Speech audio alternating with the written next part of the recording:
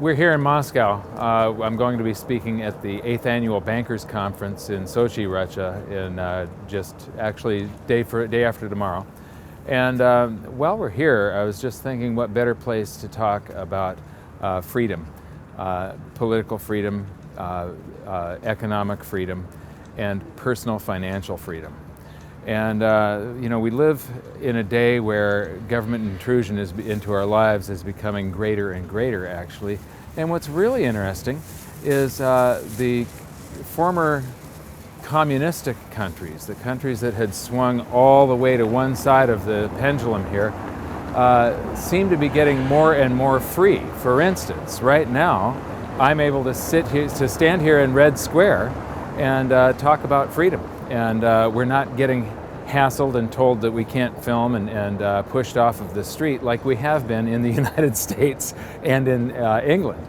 But what I see is the absolute absurdity. Every time we cross a border, every time somebody's checking your passport to make sure that you're okay to let into this country, the mentality of humans separating us from them, drawing a line on a map and saying those people are bad and we've got to protect ourselves from them.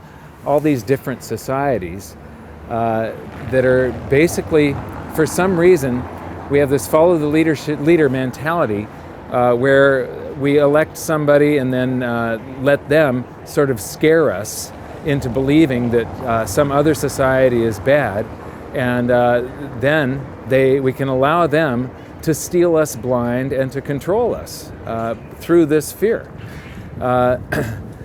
What I see throughout history, and Russia is a very good example of this, is because they've had so many monetary crises, so many revolutions, you see this enormous wealth transfer from thousands of people to one. And you see this in all the palaces that we've visited, the incredible wealth that happens to just a small group of people, and is happening right now with what they call the oligarchs, the group of friends that have sort of divided up the country and are sharing all the wealth, the real wealth of this country. So it's being transferred from the entire population to just a few people. And what I see coming in the future is we have economic crises that are going to be happening around the world.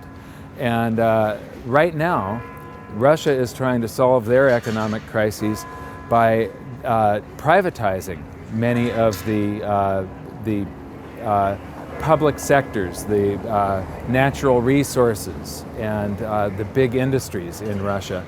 So they're selling them off and taking the proceeds and adding that to the government coffers to make up for the deficits. But what will probably happen in the future with crises is they will then nationalize these things that they just sold, take them over. And throughout the world, we are going to see, and this will happen in the United States also, they're going to try and do price controls. Throughout these economic crises, people are going to say, oh, the government's got to do something about it. And they're going to allow, we're going to vote for people that are going to then come in and say, I will protect you. I'll put price caps on this, we'll put wage supports on that, or we will limit wages to this or that.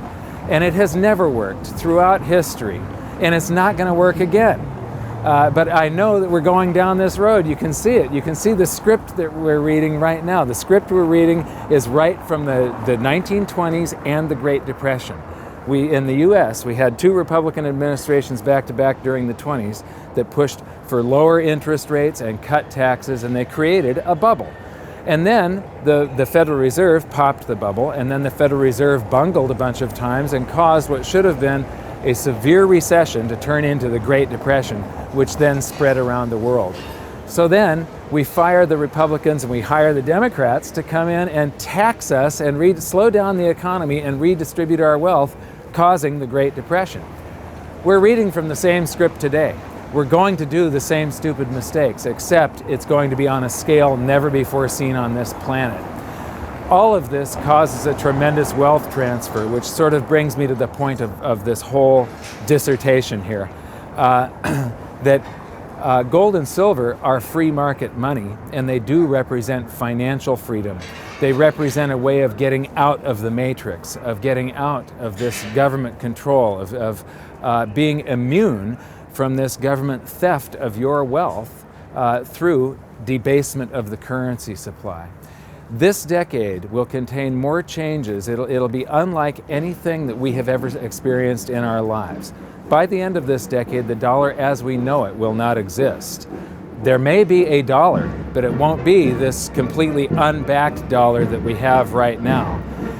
During this period of time, this shift that we're going to go through, and the monetary crises and the breakdown of the banking system, and the development of a new banking system, the development of asset-backed money once again, or just money, using gold and silver as money, which I hope will happen if people get educated quick enough.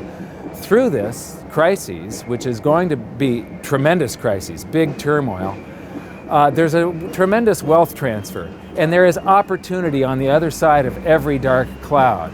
So, get educated, learn as much as you can about this, start seeing what's in the future, and you will be able to benefit from the disaster that's about to fall upon the rest of the world.